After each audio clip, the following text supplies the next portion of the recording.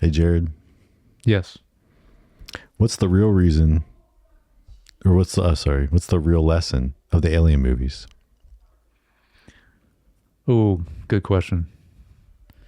This is across the board. Of all Alien movies, Mhm. I would say just don't leave Earth, because anywhere you go in these movies, they will find you. The Xenomorphs. Okay. I mean, it's not a bad answer, but if there's slime, leave. If it hisses, run. Yeah. And if your coworker's a robot, quit immediately. Well, but how do you know? By the time you know, it's normally too late. It's too late. Yeah. Yep. If there's acid, also, that's another one. Yes. Don't want to mess with that.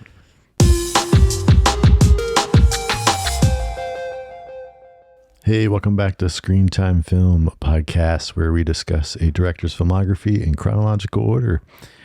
Currently, we are talking about James Cameron. Yes. And Jared, I don't know which species is worse. You don't see them screwing each other over or for a gosh darn percentage. Mm-hmm. That's true. So my name's Josh, and this is my co-host Jared. Dang Wailing Yutani. I have two, and I'll say first the one that I think is the most iconic line from the film, which is they mostly come out at night. Mostly. But I think most people think that Game Over, Man, Game Over is like one of the most iconic, but I think the Newt line is I don't know.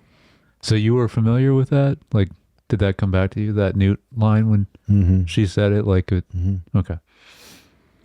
Yeah.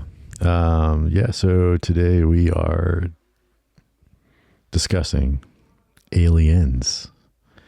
Came out in 1986, rated R, 2 hours and 17 minutes. Decades after surviving the Nostromo incident, Nostromo, yep. Ellen Ripley is sent out to reestablish contact with the terraforming colony, but finds herself battling the alien queen and her offspring. So this is obviously directed by James Cameron, written by James Cameron, David Giler, and Walter Hill. Cinematographer, Adrian Biddle, or Beidle. Mm-hmm. He, a couple notable things he's did after this or prior to this. V for Vendetta. Yeah, it would be after this, yeah. That was after. And then Thelma and Louise. Yeah. Which would have been before this. Both great movies. But different. And then very different. All three of those films are very different. Yeah. Yeah. Composer James Horner. Yes. And then we got production costs. What do you think? What is your guess? I know it's going to be more than Terminator was like really impressive what he did with that little of a budget. I know this is going to be more, but I didn't want to go too crazy, so I'm going to guess 20 million. It's close, 18.5. Okay, so that's still substantially more because it was only like 5 or something for Terminator? Okay. Yeah. Nice. That's great.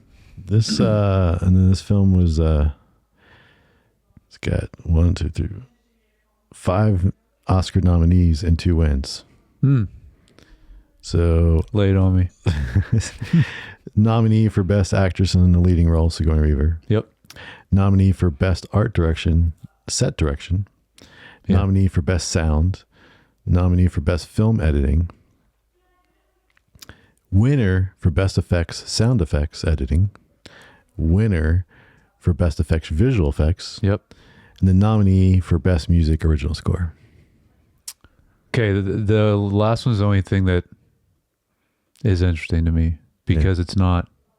I have a note about it when we get to score, but I mean, this guy's still great, but not compared to the original composer, which I couldn't remember if he also carried over into this film from the original Alien film.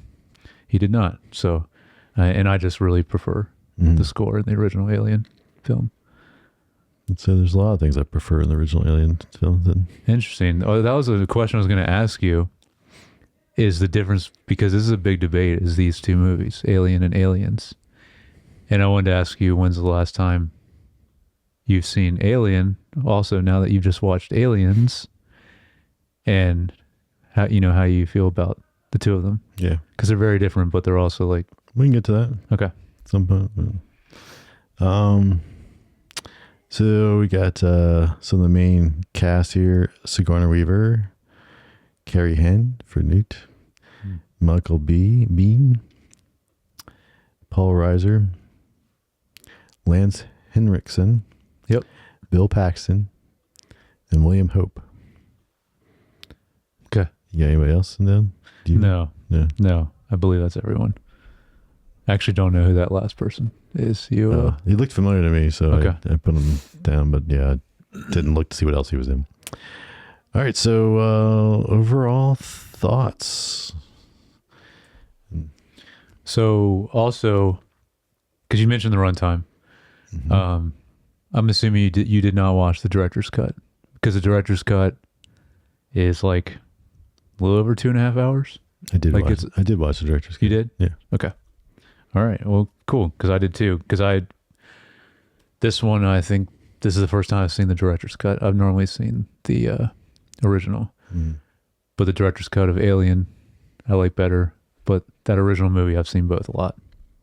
But anyway, so it's more like It's longer. I mean, this It's, is. I didn't look it up Okay. on IMDb. The all right. Well, I will just say that because I compare this to Alien a lot, the first film, and I think Alien, the original, is a slow burn horror thriller that I think is like incredible, and I think still my favorite.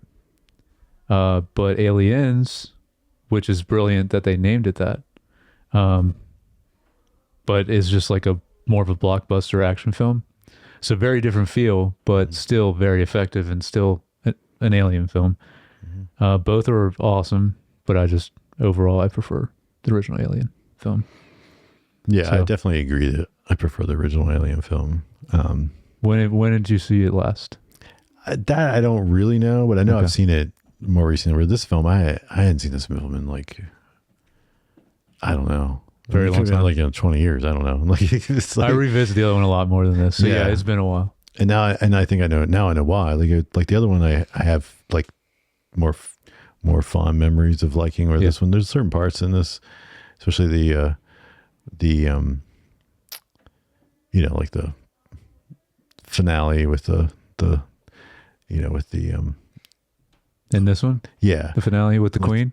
yeah with the then Oh. like with the ectoskeleton type thing like that she's using into fighting. Oh, okay. Well, yeah, the Queen, because that scene, or at least seeing the Queen finally after like they talk about, like that's a very cool visual. I have a note about it, but then yeah, it follows her, and then you're talking about then when Ripley gets back into Yeah, the just mech kind of suit yeah, to like take her out. Mhm. Like that's Save iconic. Newt and- Yeah, it's an yeah. iconic It is. scene. But like a lot of this stuff was like I didn't remember it. It's because it's not really that memorable. There's some stuff, but it's not as memorable as Alien, Yeah. in my opinion. Yeah, you're right. But yeah, we can get into that. I mean, basically, I wrote my thought. This is still decently fun movie. Definitely a lot of parts showing age, like it didn't age as well. I feel like the first movie, the original Alien movie, still holds up real lot. Extremely well. Yeah. And this, anyway, and then This just feels more like an 80s movie, because it was. Yeah. I mean, the Yeah. original Alien was 79. no, I know, but like the other one still, like I said, doesn't Well, feel. there was no CG in that one. It just doesn't feel dated. Where this doesn't have a lot. I mean, No, but it's starting to get like, even you mentioned, because I laughed watching this, because you were talking about Terminator. You were like, Yeah. I hate those lightning effects. and they were in this. And they were in this. As soon as I saw it in this, I was like, like why? I was like, yeah, it still looks just as bad in this. Yeah, but it's like, and it's also just pointless. Like, I know, it it's doesn't make not- sense. It doesn't add Doesn't- anything. No, it doesn't. It doesn't. There's not motivated for anything. No, but I think that's why that's a big part. Also, the genre of the film is very different. But the original Alien, it's so tactile. There was no CG. I mean, No. you couldn't really do that then. It's just like the original Star Wars film, because like he made it literally right after. It definitely influenced Ridley Scott to Yeah, do the first Alien movie. And then also it felt long, and I know it's the director's cut that we watched, but it felt long. It's way longer. Yeah, it felt long. I agree, it's too long, but it adds some stuff that I thought was cool. Well, and it had been so long since I've seen the original. Well, I looked up to see the differences because I couldn't remember what was added. But I agree, though, it is too long. But the director's cut in Alien is only a little bit longer, and it's like way better edited. And like that's one of the ones Ridley Scott's like, this is the version.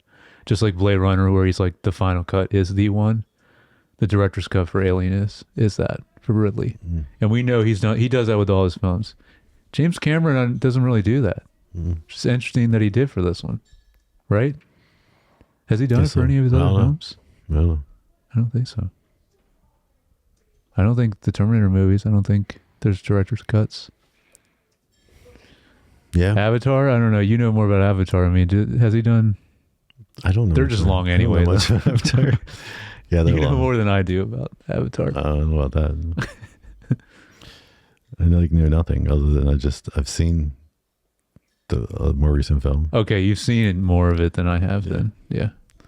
But so one other thing I just wanted to mention, because you agree with me, you like the original film better.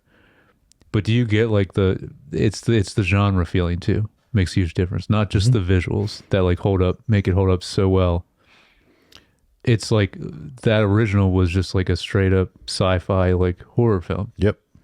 And this is way more of an action. You still get the iconic xenomorph look, which is like, I'll get into that too. The whole H.R. Geiger thing is like incredible what they did with the design of it. But just the feeling of it, it's just way more actiony and like 80s action. Mm-hmm. So, yeah. And I prefer 70s. So, yeah, it's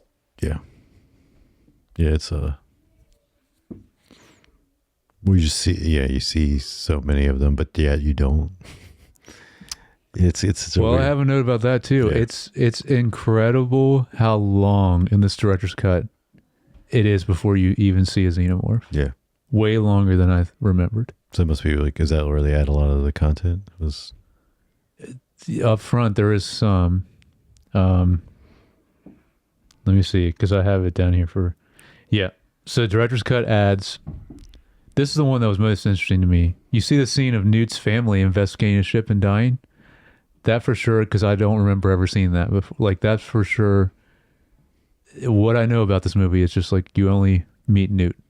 You hear about her family, but you never see her family. So like adding that was very interesting to me. That's definitely in the director's cut. And the other big thing is we get a lot more with Ripley's daughter, which I think is a good addition because it sets up why she is so invested in Newt then, right? Right. So, because she's because she loses her daughter and she's like, this is essentially not my daughter. It's found out basically that she outlived her daughter because yes, that's another thing that's crazy in the beginning that you learn. But I did like, so that's where I was like, I think the setup premise of this is really good. It's very good. I think the fact like her just getting rescued, coming out of the picking up basically quote unquote right after the first film.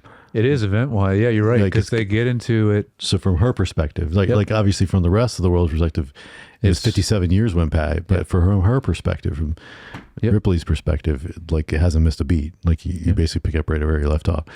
And I think that, and then of course, kind of, just saying, hey, you just been in cryosleep, which I guess doesn't age you. I mean, that's the.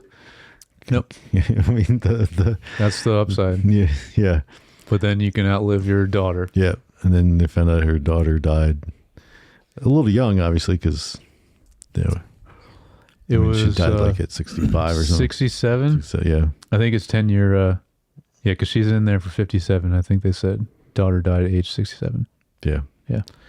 But all that, I have that same note. I said that's such a great setup for the film. Yeah. And then, like you said, and then kind of having this little girl that she can kind of latch onto in the grieving process, which honestly, I think they could have done more with if it wasn't such an action heavy movie. Yep. But still, I think it's a good setup, good premise, and then of course, I think it's obviously the part, and then of course I don't know how much this was added or not in that, but in the also the beginning, like you said, it's a long time before we actually even get onto the planet and start, but with the setup of her getting discharged, no one believes her, and then like on the flip side, then suddenly there's all this stuff going on with the colony, and then they have to come back and get her, and you're like, and that part was kind of cliche, but but also cliche nowadays, right? Like I don't know if it was as cliche then, but yeah. So, but I think otherwise the setup, and then of course they're going in this time, it's a bunch of Marines that are with her, and that's another thing that they do well is. I would say almost all the characters are done very well. Except for what's his name? What, Bill Paxton? Yeah. I know. So obnoxious. He is. Yeah. And, that's the point of him. Yeah. I agree though. Yeah, he is. It's like too much. It's like bad acting, obnoxious too in there.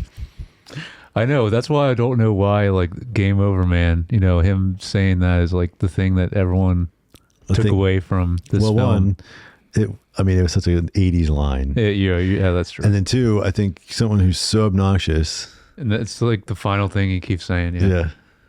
Yeah. And just makes it iconic, even if it's. So the other thing is, I think you're right, because I think even the other stuff is all up top, added to the director's cut. Because there's definitely more like world building in general. Mm-hmm. And I don't know if you remember from the original Alien film, you get nothing of the world building of Weyland-Yutani. Like, so right. That doesn't come into play into this film. Yep. But then you get a lot of that in this film with, because I would say arguably, no, the worst character in this is Paul Reiser's character. Yeah. Obviously, like and it's great to see him die because he's just like, he's awful. But well, he's awful in like a. Yeah, it's a different way. Yeah. And he's part of the Weyland-Yutani corporate greed thing. It is so interesting now watching this after we get like so much more world building watching the show. Yep. And even building off of Weyland-Yutani. And what do we say? There's like 5 major ones in that. But in all these films, I think it's only been the one corporation that's like running everything. So. Yeah. Again, I think other than it being long, setup's good. I think the setup, then going in them, the colony, obviously, surprise, surprise, the colony's not responding, right? Like that, but it's that even though it being a little like, hey, and then what's going to happen. And that, like, it's still, I think all that work, the suspense of them going into that, until they, and then like, they're like, the little beeping is happening everywhere and they're tracking and they're like, get surrounded. That's awesome because that's just like playing off of what Ridley did in the first film, but just adding so many more of them. Because that's like one of the best deaths in the original film. But I wanted to ask you, how'd you like the some of the other stuff leading up to that? I think it's so good how Ripley again just like tries to explain like, hey, don't do this. She's like, I've done this and survived. And then she's like, I forget what she says, but I love her response because everyone just ignores her. And she's like, why is no one listening to me? Like it's like that whole board room meeting even. Yeah. And like no one, and that's kind of the premise of a lot of these alien films. They're like, oh, we'll see. Maybe that'll happen, but we're greedy and we would like to. Because even, when it's face in front of him, like later, like what's his name? And I know, I forget. Paul Reiser. Yeah, Paul Reiser's character. Burke, yeah. Face when he actually can make a good decision, which be like, hey, let's not mess with this. Then it's. Yeah. Well, he chooses to not give all the information to Ripley, all the time. And that's like one of the big things that comes to a head later. Yeah.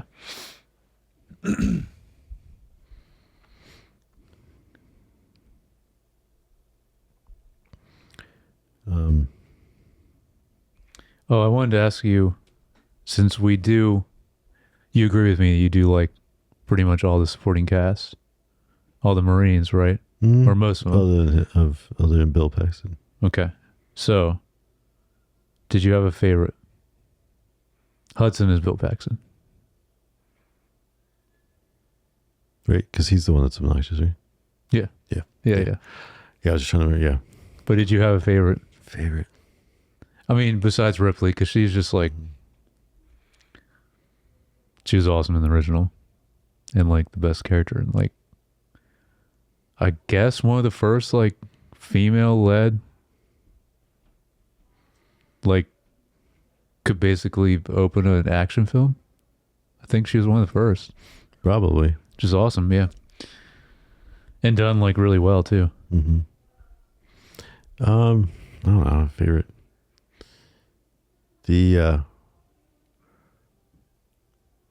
Then the other guy that they try to have, where he's almost like flirting with. That's Michael Biehn. Yeah, Michael Biehn, like, yeah, that's Hicks. Yeah, Yeah. like again. Did you like him though? Because you said you didn't like him in Terminator because he just wasn't that good of an actor. You thought in that. Yeah. Well, I felt like again, like there's not chemistry there. Like no, there isn't. You're right. and it's like, but they're trying to make it seem like there was. Yeah. And I'm like, so then it's just like, to me, it's got to be him if it's like kind of didn't work twice. True. So I still like him though, because like the only part I do like with him is like the scene where he's showing her how to use like the gun. mm-hmm. That interaction was actually really good. I think that's the only one. Mm-hmm. Yeah. So also speaking of Ripley, Mm-hmm. and this is going to be a very dated reference, but I had to ask you about this. I finally did watch the Stranger Things last episode. Okay. And Nancy Wheeler randomly is like, she's like Ripley in that last episode. Yeah. Okay. Yeah. Yeah. Where she's like, but it's like, it's so weird because you don't really see her like that previously at all. But in that final episode, she's like running in with like same kind of gun even actually. And she's kind of dressed like her. I don't know. It just reminded me because I watched it around the same time as this film. Yeah. And I don't know if you felt that at all when you watched the finale. Didn't think of it, but again, it'd been a long time since I've seen this film. But you're right. I mean, I can see what you're talking about, and maybe that, because I know they pulled it references, because I know they were what Eleven's wearing the whole time, and Sure. see, there's like a pulled from like Rocky, right, or something. Oh yeah. In the training, like, so they definitely pulled some references from 80s films to, like, for the. I think at this point they've pulled every 80s reference that they like. The Duffer Brothers probably in this whole. Yeah, so it wouldn't be surprised if there's something like that, like, using. And I like, that's not the thing that I didn't like. It was just weird because it's like she's just like Ripley out of nowhere. Because she didn't really.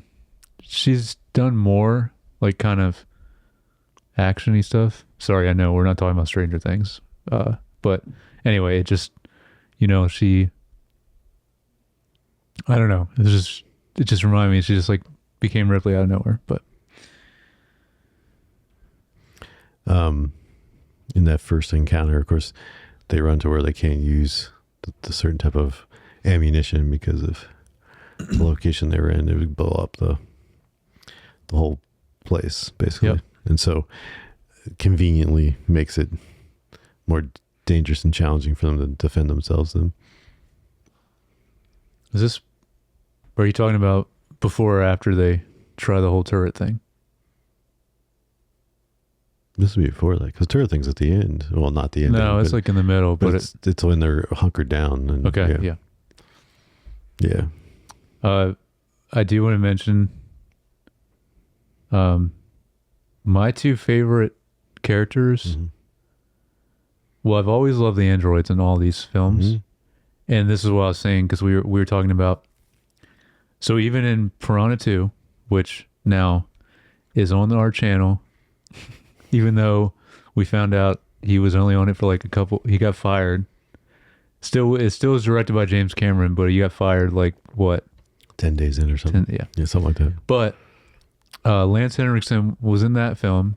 He was in Terminator, and now this is his first like I think like iconic role as Bishop, like the android. And I love what he does. I just love the way he acts in this film because it's very different than what we previously know about how Right. androids behave, and they even mention that in this. And I love Vasquez. She's awesome, and she actually, I don't know, she goes out a hero also. Mm-hmm. Really cool way to go. But there's just something about like the way the way she's holding like that the massive gun. Yeah. She just looks really cool. She's like the second like female character next to Ripley that just looks awesome with these guns. Mm-hmm. So I always liked her too. Yeah. She's the one that doing pull-ups in the introduction. And also she like all the guys are like messing with her, and she just gives it back to them. Mm-hmm. Like there's no and I think James Cameron even made a note about that. I think Ridley Scott was the same way with these films where he's like, there's not gender stereotypes in this future where it's just like these are all just soldiers. And that's kind of how they operate in the first film and in this film as well. So it's like even for this time, it's not weird like, oh, why is this woman our leader, or like why does she get to be the leader? It's just like it wouldn't be any different if a man was leading. Right. Anyway, so I think that's interesting. But I do like that. I think she did become one of the first like female action stars, right? I don't know. Seems like it to me. I I mean, mean, it's a good guess, but I don't know. No idea. right in. If you know one before Ripley. Feedback at screentimepod.com or leave a comment.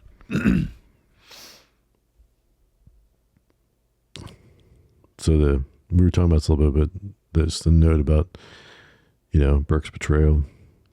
Yeah. I mean, he trying to let loose the facehuggers Mm-hmm.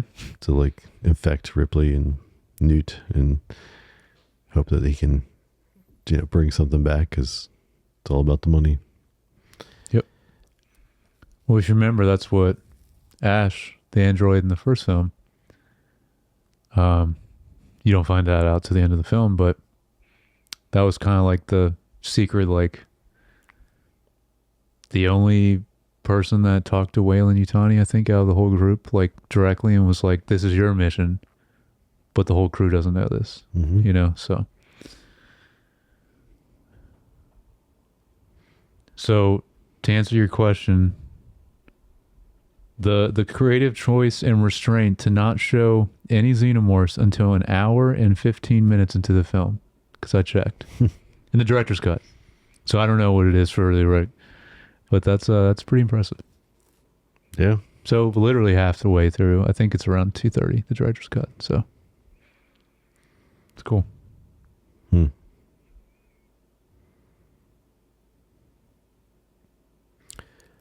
So then, yeah, I think kind of iconic stuff is again the reveal of the Queen, like Yeah. the way they kind of talk about it and almost come to the conclusion, and maybe that's their approach. He's talking about with ants and whatever and bees, but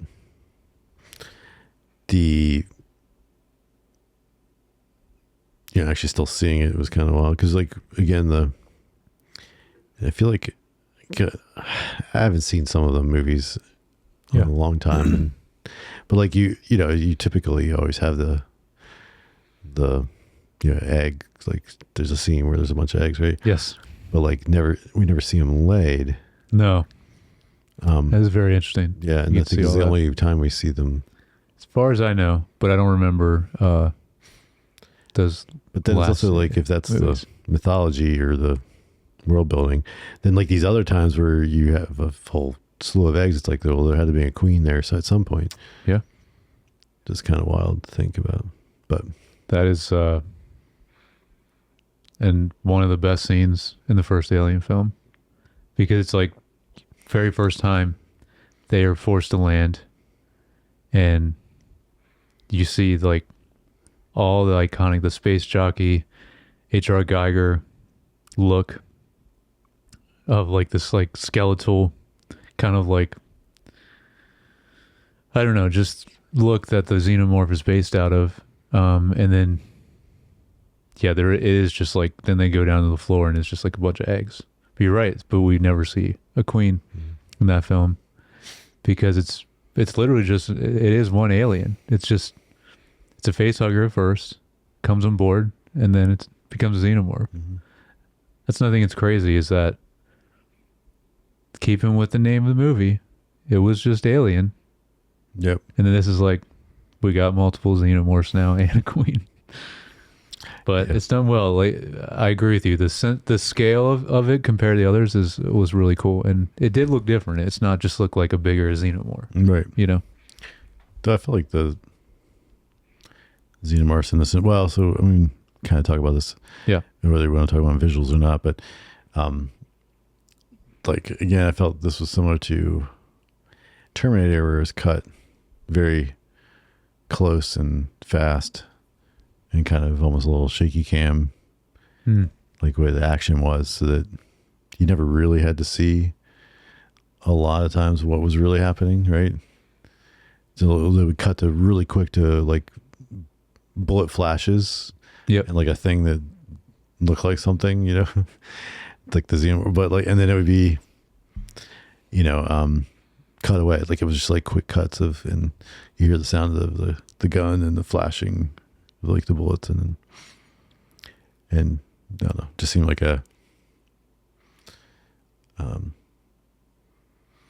you know, like a low budget way to like try to, you know, make it work and not see too much, so that a lot of this, like the fast cutting and the kind of, I guess it was like, to me, it reminded me, honestly, it was like the early 2000s when there was a lot of, right, they would like the Bourne movies, like I think brought it back, but like I was like, oh, this feels like that, like this feels like this, like these kinetic fast cutting, and they like, took it too far then. but even to me, like this, like compared to, and I know like then you were doing it to kind of hide the roughness of like your visual effects or you know, special effects, whatever, and so like kind of helped sell that, right? And then like nowadays though, and they've kind of gotten away from it, but like that is kind of just feels like a cheap trick, right? Like, Yeah. And so there's to add energy to something that doesn't have energy, right? Like this action scene. True. And of course, then we got away from it because now it's like, okay, let's like actually show us what's happening. Let the viewer actually see with the action. But anyway, this is like that was one of my like kind of, I guess, like small complaint of like watching some of the action scenes. I was kind of felt like, okay, I really don't know what's going on because they're so chaotic with the editing and camera work. I think you're right that it's definitely similar to Terminator. So it's a Cameron thing, but it's also an Alien franchise thing, because I think you're right. A lot of it had to do with the restriction of the budget, because there's a lot of times in that original Alien film, you don't see the xenomorph that much, or it cuts real quick, like right before a kill. I feel like, I mean, I'd have to watch it. Maybe I should watch it like this week. And you should. It's because I remember it being a little bit more. The fast cut's fine if it's not the chaotic camera work. That's the difference, is that it's very slow and methodical, and like the moving around is awesome. Yeah. For the film, but then when it's like, I think that's the restraint for the budget. A lot of it, I think, is then like when, so like the lead up is like really good tension because it's like slow building, not a lot of cutting. But then when the character finally runs into the xenomorph, then it's like a quick cut or like a quick death and then a cut. So that's the difference, I think. Yeah, but it still kind of lets it happen and doesn't like, doesn't like cut a bunch of cuts between it and like the camera's more, and I feel like, anyway, just feel like it's that's more intentional and like not scared to make a decision, where this feels like it's more just like, I don't know what to do here, so I'm just gonna chaotically throw a bunch of stuff fast together, right? So I don't know, that's what it feels like to me. But well, yeah, I think if you revisit the first film, I think you will still like that one a lot more, because that's the one I revisit a lot and have seen probably only like a year ago. And yeah, it's incredible still. It's up there with like A New Hope, where it's like, this just always looks good. Arguably even, I don't know, A New Hope still had to put in some special effects. Did it? Like, It's been so long since I've seen like the non-affected versions. I think, yeah, that's true. The despecialized, yeah, it's tough to. So that's maybe if you get the actual original, I don't know, yeah. I mean, it still has to overlay the laser shots of the lightsabers. Yeah. Like those things are obviously not practical. yeah. But yeah, I have one more note. So this is just to kind of mention the androids again, because, and this is one of the few things that even we covered the Alien show. The androids were awesome. That was like some of our favorite characters, right? yeah. I think they're always done. Even, did you ever watch Alien Romulus, the newest No, film? I have not. No. Android is incredible in that too. And I just realized, because I'm watching Industry, it's the guy from Industry. Which one? David. It's David something. Is the actor's name? Oh, the he's kind of the- the boss guy in the beginning. He's the. So I'm on season 2. Yeah. So I don't know if he's like still in it now in Yeah. season 4, but he's kind of the main black guy that is part of the firm in the first season. Okay. And now in season 2, he's kind of goes away from the firm. I don't want to spoil it for people in the industry, yeah, but yeah. anyway, he's the android in. Okay, that guy. Okay, I know you're talking about. And he's so good in Romulus. So, and same with this. Ash in the original Alien film is Ian Holm, which is Bilbo in the Lord of the Rings movies, which is so weird to see him, but he's great. He's like a worse version, because it's crazy what he ends up trying to do to like Ripley at the end of the first Alien film. Which then she hates. Well, she hates the end. Yes, and that's why they do a good job in this film, where she's like to Bishop, Lance Henriksen, and he's like, "Oh, that was an old model." He's like, "I promise you, I'm not going to be that way." And it's a good way to set it up, because you're still going to be like, "All right, you're saying that, but we know what's going to happen." But I just want to mention, like, Bishop is awesome in this, and like what all he does in this film for them, all the way to the end, for Newt and Ripley. I mean, he saves them both. Or at least gets them out of there at the end. And he gets torn in half, but like he can be rebuilt, so it's like not a big deal. But still, like it's just amazing the difference of like what he does versus like Ash did nothing in the first film. Like he's just like, yeah, He didn't really try to hide it all. Also, design with them having like the liquid, the way it look is just like a. I mean, I know that was done in the first film. Yeah, but it's awesome. they carried over, but like, yeah, it's a. The guts and the insides and the like the white milk. It's great.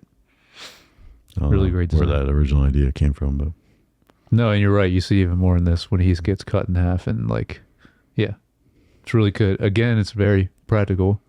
Like I imagine it's just the actor is just like in the floor, and they're just like, so his head's just there. That's probably how they filmed it, right? And then you're just putting all these like guts and stuff around him. Anyway, that's it. Well, I had a note about the power loader, Oh yes, like with the queen. Yep. In the fight there. that was the thing you said that like you remember like Yeah, and it's funny because like Remember as soon as they have her help like early on, and she's like, I know how to run one of Yeah. these, because she like they took a job briefly while she was. well, and what's his name? Paul Reiser like kind of like busts her balls about it too. He's like, oh, you're just being a like a work loader doc, whatever he says. And she's like, yeah. She's like, I was tired of just sitting around. Right. Yeah. But then he's trying to convince her to go back out. And later she's helping them load things up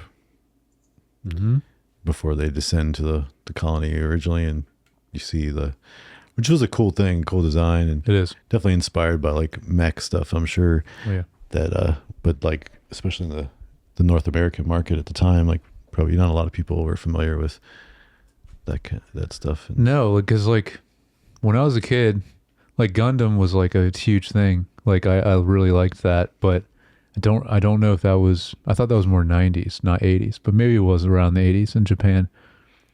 But I remember it being a huge thing in the 90s. But yeah, from this film, which was mid 80s, I don't know what it's taking inspiration from. yeah. But that scene's great and iconic. The funny thing was like, I was like, because the movie was so long, and then it felt like it kind of wrapped up, and I was like, well, maybe maybe I was remembering that wrong, and it wasn't in the second movie, and they use it in I was like in a different movie. But then like no, the queen made it onto the little ship. Yep. It's a little bit of a rehash of the original film. Yeah. But I think they still do enough original like plot points in this. Definitely convenient. Well, I guess the queen moves very differently than not nearly as fast as the other. We assume male. I don't know, but it also it's pretty brutal. Like, because that's one thing I didn't really ever notice before, is that like also just a great scene where Ripley's finally in contact with the queen, and is like essentially this queen is trying to I have this probably in themes, but like, you know, the queen's protecting its children, just like Ripley's protecting her child now. But she like starts burning the eggs, and like, you know, the queen is, but then like it like she like rips herself off from, like, she was stationary, like just delivering all these birthing all these eggs. And then like it looked very painful. She like had to rip herself out of where she was to start moving. Which is, I mean, probably it might be painful, but it's also like, I'm sure now we're talking about a fake thing, but I'm sure motherly like instincts. No, I'm saying like, I'm sure if there was a thing like that designed, like it would be made to not permanently be there, right? True. Unless you're so I mean, I'm sure it can come off even if it is painful. Yeah, it just looked like it was more like a structural thing she was in, not just like hey, this is an umbilical cord that we need to cut. I don't know, but anyway. Yeah, it was interesting design. Yeah, for sure. How did you feel about the kind of the closing, where then it shows everybody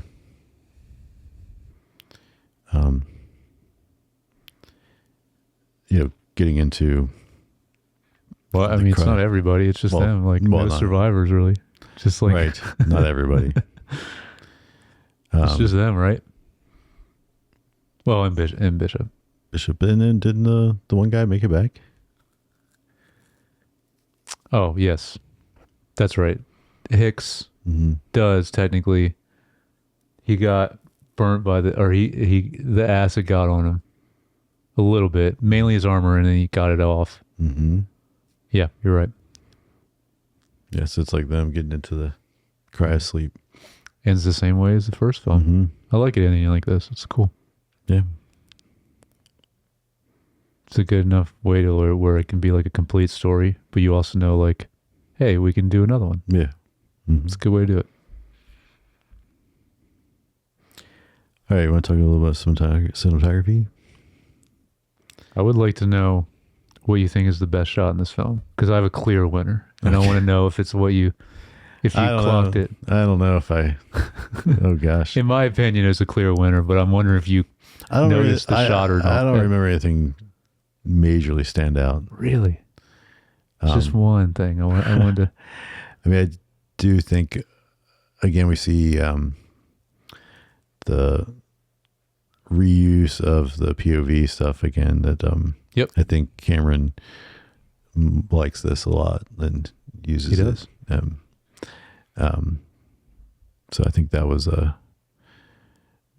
well used.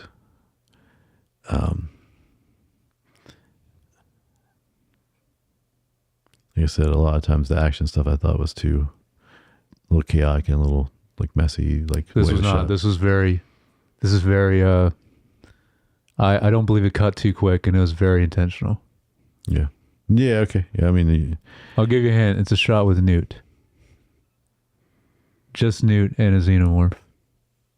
That's got to give it away to you. Just Yeah. that. Do you know what I'm talking about? Near the end. yeah. Yeah. I mean, near the end, but It's incredible. So it's always stuck with me in this film. Mhm. So it's when she's on her own. Ripley's trying to get to her. She gets into the water. Mm. It's an incredible shot that I think even starts to like be slow-mo somewhat. But the xenomorph like gets out of the water behind her. It's just like the way it comes up and like kind of then is like hovering over her. It's so good the way it's shot, and that's the shot that always stuck with me. And so Yeah. I was wondering if you know what I'm talking about. I know you know. Yeah, I know what you're talking about now. So cool. Yeah. But yeah, the I'm curious. We kind of reusing like they call it last week or with the Terminator, the visual, the sci-fi noir, like Tech noir. tech noir. Yeah. That's it. Yeah. Because it was the club, yeah. Yep. Yeah. But that's like this It's kind a of genre, but yeah, they yeah. this kind of feels like it again. I know it's a kind of like was again set by the first film of, and more for production reasons or cost probably, but like just having things in the shadow so much that you don't have to see it completely, and it's more of a threat. But again, like I think it worked so much better in the because of the genre of the film, whereas in this it's supposed to be action and So I remember seeing an interview. I don't know when it was, but it was an interview with Ridley Scott. It probably was around the first Alien and then into Blade Runner, because obviously I'm obsessed with Blade Runner. I probably watched all the interviews with him around that time. yeah. But he talks about, and he's not the only person that's done this. There's plenty of directors that like this. I imagine James Cameron is this way, at least in the beginning of his filmography. But he talks about how he believes in so much more than showing everything, is leaving it up to interpretation, leaving it up to your mind. And he did that really well in the first Alien film. Mm-hmm. And like you said in this too. But the problem is that the later Ridley Scott, even Alien films, Mm-hmm. even though I love them, like the prequels, like Prometheus and Yeah. Covenant, it ends up being like a modern version of it where it's like not the whole shadow thing. It feels very modern and like everything's just out and a lot of quick cutting and all that. So it's like eventually he's just like, nah, I don't want to do that anymore. But like he was one of those guys that Yeah. Well, sometimes it's like that's what I want. You know, you're leaning into the stylistic, the it was like a trend at the time. trend Yeah, at the time. Yeah. that's true. Sometimes it's just because you're like, oh, that's neat. I never made something like that. And then like, I mean, I do that sometimes. Like I'm like, see something and there's kind of some things that are a little trendy. And then you're like, oh, here's a project or it makes sense to do that. And you take that trend and you're like, because I haven't done something like that before. And then you do it in that project, you know? Yeah. It's kind of my notes on this from the, My other note was this is just a carryover from original film, is just the incredible design of the whole skeletal look in the H.R. Geiger designs of everything, including the xenomorphs. Just look incredibly original still. And and also mentioned the soldier POV, just like you already talked about. So helps build tension for sure. Yep. All right. Would you want to talk about the music? Do you have anything? I didn't put any notes down. No. Okay. No. So James Horner, he's done plenty of stuff. This is still a great score, but not nearly as good as the first film's score, which is done by like the iconic Jerry Goldsmith. And like Jerry Goldsmith has done some of the best movies. He's very close up there with like John Williams to me. Yeah. And a more like, a more modern version would be Hans Zimmer. And it's amazing what he did with that original film. And they use almost none of that. James Horner doesn't in this, which is kind of like Weird. bummed me out because I'm like, he should have at least carried over some of like the main themes. Yep. And there's actually not a lot of score at all in the film, like way less than I remembered. And I don't know, it's strange. So yeah, it feels I was like kind of bummed by it. yeah. Not bad though. I mean, it was one of the things where like I didn't write anything down, and then like reflecting back when I was trying to pull my notes together, I was like, oh, I was like, that's weird because I feel like I remember it being more iconic, the music, and I was like, maybe it was different, and it was just like it was so subconsciously, just like if it's a John Williams score. Like if you watch a movie and you're like, yeah, if the score sticks with you, it's probably John Williams, Jerry Goldsmith, or Hans Zimmer. Yeah. But yeah, so it was like I was just like, oh, that was weird. I don't remember. Yeah. They're like like where the Terminator, that was like as soon as I watched it and I was like, oh yeah, I remember this. Yeah. Yeah. That's a great one. Yeah. All right, themes and messages. What do you got? It's kind of similar to, even though we haven't covered the original Alien film. We definitely talked about it when we were covering the show, but a lot of capitalism and corporate corruption and greed in this with Weyland-Yutani. The instincts of the mother, I already mentioned that with both Ripley and the Queen. And that's kind of the two main things. So like the motherly instincts and the corporate like overtaking of the future, which again, we get into a lot more in the show. But this is kind of the start of it, like I said, because Weyland-Yutani is not really mentioned in the first film. I just put people over profits. Yeah. That's the thing, is it's so brilliantly done in the original film, and this is kind of similar to this, where it's like the reason why they have to go is the original film, they're all just like grunt workers, and they're mining. It's like a mining ship they're on, right? The Nostromo. And like, so they're like blue collar workers. And then, but they're on their way home. They get woken up and they have to go to this alien planet because it's technically in their contract. If it's like something happens or like it's like they have to, or else they don't get paid at all. So like, it's a brilliant setup to where like none of them want to do it, but they're like, if we say no and we go home, we're not getting anything, which is like messed up, but like, it's, so I imagine, it's pretty similar to this. This is just more like soldiers instead of like, just like mining workers. Yeah, true. All right, so get a little trivia. There's got to be good trivia for this. IMDb trivia. Yeah.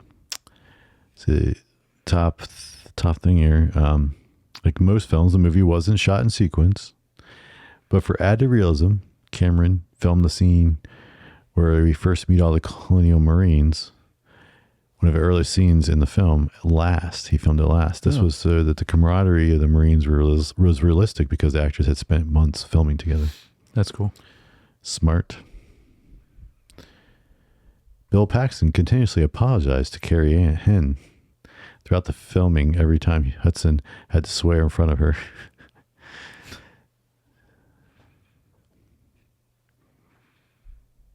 Yep. He does that a lot. Did this actress like go on to do anything else? I don't know. Newt? Click on I didn't look her up, but I'm curious if it was like she just kind of was like a kid actress and then just stopped. I mean, there's some other stuff on her IMDb, but nothing that like stands out.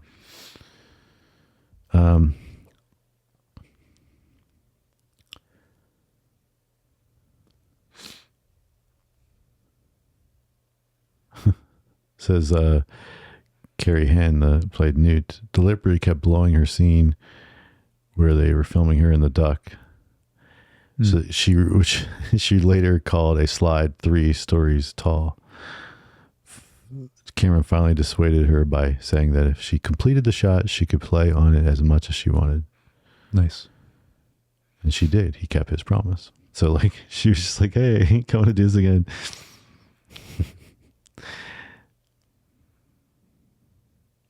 I imagine a lot of directors have to do that when they're working with children actors. Yeah. You just got to bargain with them. Mm-hmm. Sigourney Weaver had several notes for James Cameron after having read the script, which were mostly about how she felt Ripley should respond to her situations, which he was happy to accommodate. Cameron praised her for never taking issue with the direction he wanted to take with the story, even with the points they couldn't agree on. One of them was amount of gun violence. Weaver had initially focused on the script's dialogue rather than stage direction. So when she arrived on set, she told Cameron that as an advocate for gun control, she was uncomfortable with all the shooting. Cameron felt this was perfect for Ripley, who equally reluctant to use a gun unless forced to, and told Weaver to bring that attitude to her performance. He also took her to a gun range to try and fire an automatic gun, which she had to admit was pretty cool. Yeah. I mean, that's cool though. So there you go. That comes out in her performance then. Yeah. Sigourney Weaver's Best Actress Academy Award nomination for this movie was the first ever for an actress in a role in a sci-fi action movie. Yeah. Right, because I mean, it sucks that it didn't happen for her in the original film, but like it was so new, like no one really knew what to do with that film when it came out. Just like Blade Runner. Blade Runner like won no awards because it was just like they didn't really praise sci-fi then. Which is a shame, but the alien nest was kept intact after filming. It was later used as the Axis chemicals set for Batman in 1989. When the Batman crew first entered the set, they found most of the alien nest still intact. That's cool. And that would be like where the Joker falls in. Mm-hmm. These chemicals. That's cool. Mm-hmm.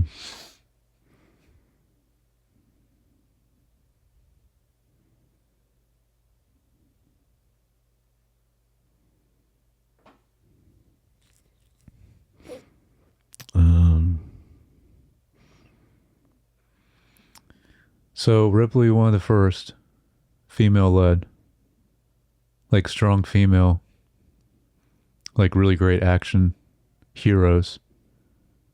One of the first, and still, do you agree with me? Like, still one of the best.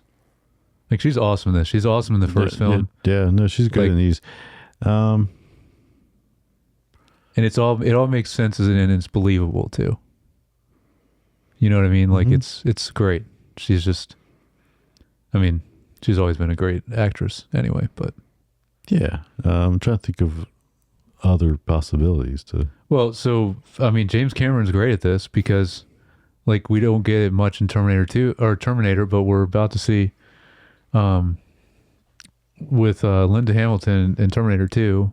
Mm-hmm. I mean, we start to see at the end of T1, Mm-hmm.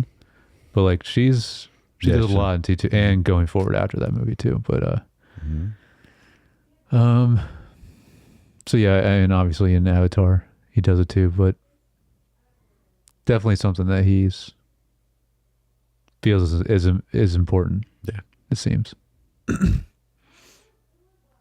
Yeah. No, I was showing me like other, like non-Cameron, but like just Right. other. To answer that question, I'd have I to know. think of some other ones that like, and off the top of my head right now, none are coming to mind. Yeah. So, there wasn't the trivia was actually a lot less there than I Yeah. thought. There wasn't much. Yeah. Like weird, interesting things. So final thoughts on this film. I mean, I still, if you're a fan of the like the world of this and like the lore, this is still a must watch because this is the introduction to the world building essentially. Because like the first film is very enclosed into just like a kind of, it's supposed to be like a haunted house on a spaceship and like something that's trying to kill you. Like that's all it is. So that also kept the restraints of the budget a lot, but it's amazing. But this is like really expands out. And it just keeps doing that as this franchise goes on. But I still, at this point, think the original is still the best. But I think Ridley is the guy for this though, because like Prometheus is very high on my list too, and that's like the start of the lore. Yeah. Which I know you've mentioned. You do like that movie. You just haven't seen it in a while, right? Because I think we've talked about it before. Yep. Well, we talked about it when we were doing the show. I know we talked about the films. Yeah, I remember watching it and liking it. It's awesome. It was like a great way to start like how everything became to be. And he does Covenant, which like we just mentioned is more of a modern take. Still think it's great. Another prequel, but kind of after Prometheus. Romulus is really great too, which was Fede Alvarez, which I'm not familiar with that director, but he did a great job. He did a lot of practical stuff in it. So, but James Cameron had also did good stuff in this. Not everything. Yeah. But Fincher is the one that kind of just crazy, because Fincher's like Fincher, but he did Alien 3 and that's like his worst movie. Like Well, I guess, I don't know if you remember that, because that comes right after this. Yeah, I mean, I know rough. I watched it. It's very rough. And I remember it being like, oh, that wasn't very good, but No. I try to think like, though. You can't imagine Fincher even directing that though. Yeah, and like, did he do much any other sci-fi? No, I don't think so. Yeah. So it's kind of maybe that just wasn't his thing. Yeah. It was his venture. He does a lot of like, I mean, human, but like psychological stuff. Like that's his forte for sure. Yep. So yeah, I don't think so. Any other? Ridley Scott is like honestly he's one of the kings of sci-fi in my opinion. Like just creating Alien and Blade Runner alone visually. Obviously there was a book of Blade Runner. I think he created Alien though. I don't think there's any books of that though. So he still created a whole. Maybe. I don't know. Correct me if I'm wrong, but I know Blade Runner is a book. Do Androids Dream of Electric Sheep? And he went off of that, but still. He's on our list, so that's going to be I don't know when we're going to be able to cover that guy. Okay. Well, I mean, like you said, if you're kind of into this world, yeah, maybe watch it. I think it's also maybe watch it. I don't know. Like I said, like it's kind of rough if like I try to take it as like if you haven't seen it and like you're familiar with like today's kind of stuff, then it's like it's rough to watch some of those action scenes and some of the effects and stuff. If you